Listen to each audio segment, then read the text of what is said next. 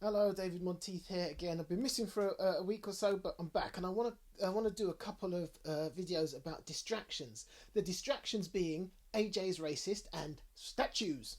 But I'm going to do AJ first. So, Anthony Joshua is a boxer, a very well-known boxer. I know very little about him because I'm not into fighting, unless it's a kung fu master teaching his protege whose family were killed by very bad people so that he can go and get vengeance using a variety of highly awe-inducing kung fu moves, styles, and exaggerated sound effects.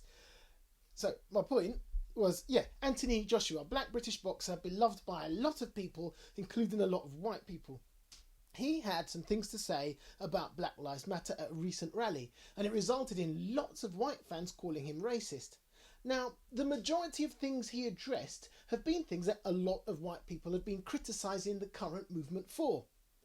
AJ called for peaceful protest, which is great as the writing has had lots of criticism.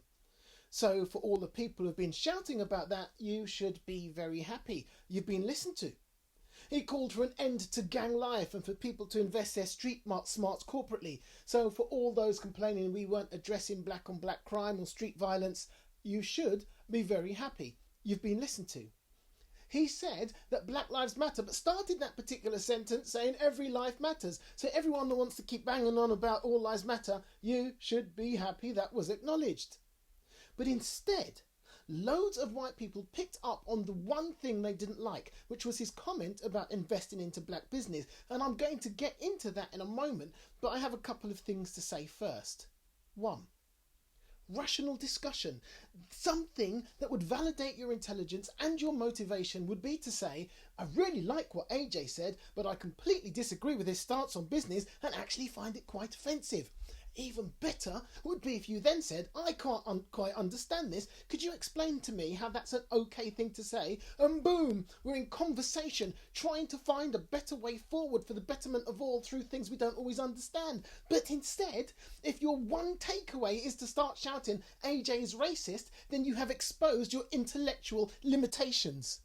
If, two, if you have said nothing while people have died unlawfully at the hands of the police, said nothing while you've seen video after video of black people being harassed by citizens for crimes such as bird watching, jogging, sitting outside their own homes, but the first time you raise your voice to shout indignation is because a black person said something you don't like amidst a sea of things you should, if you have been quiet while people died, but now you're up in arms because of a viewpoint which might affect you, then make no mistake, you have pinned your instinctual racial leanings, your implicit bias, quite clearly to the walls.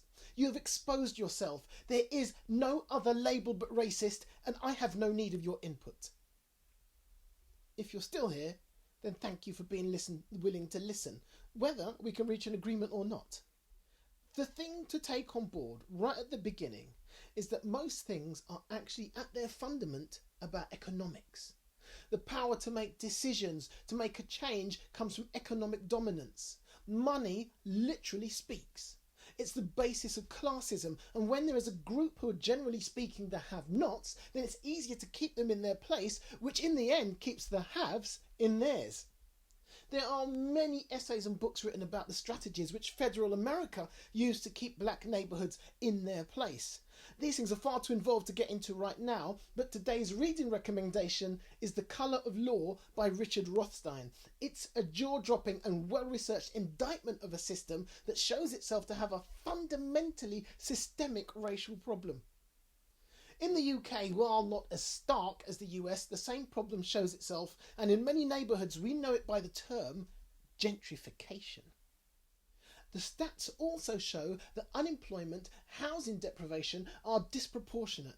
They show that BAME graduates are 2.5 times more likely to be unemployed.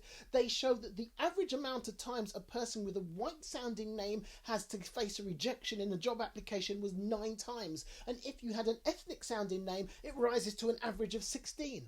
There is evidence to support the assertion that black African, black Caribbean, Bangladeshi and Pakistani minority group business loan applications are more likely to have their loan applications rejected than white and Indian businesses.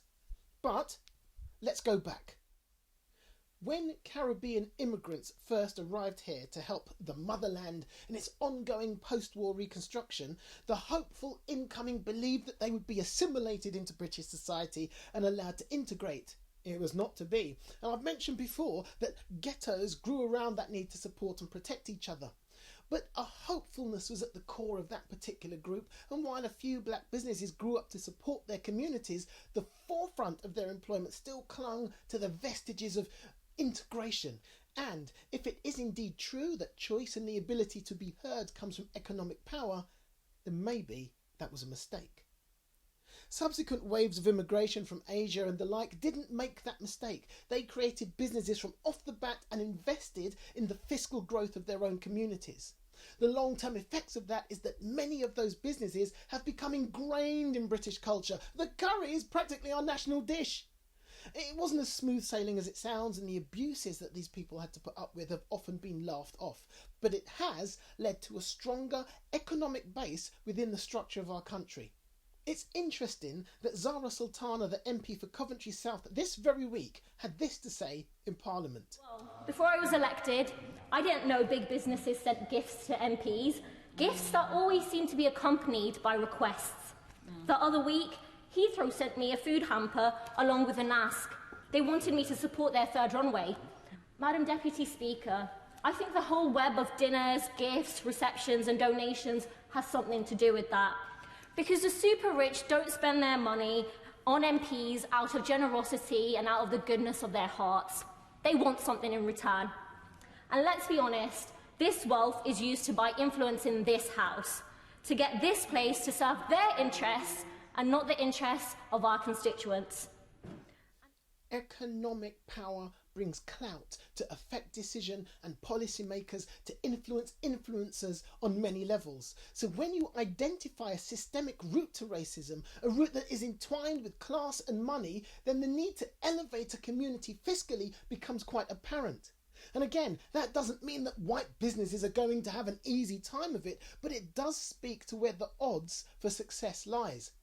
So the call to black people to invest in black business is about building up a segment of the community you feel an empathy or kinship for.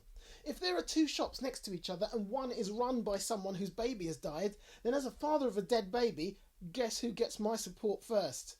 I'm not investing in the other guy's shop. Done. When someone shouts, support local business, I say, yes, let's build up my community. I don't shout, but what about Sainsbury's? However will they manage? People like me have watched our parents struggle in an unequal playing field, and there is a wariness and a hurt behind the sentence.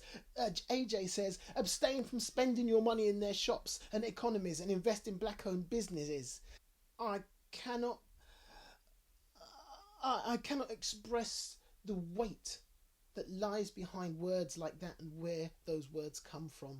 And the stats show that that wariness is not based on whim and fancy. And the country will not suffer if black people invest in black business, because the money is still circulating in the same arena.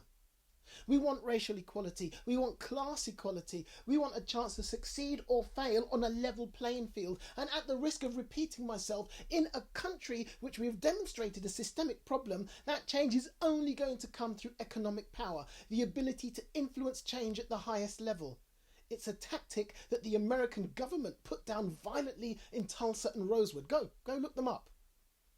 I utterly understand that this looks like a racist statement, but under examination, it's a call to invest in a situation in which all ships are lifted by a rising tide. It's a call to invest in a movement that will ultimately give equal clout to voices which are having to shout to be heard, to be believed.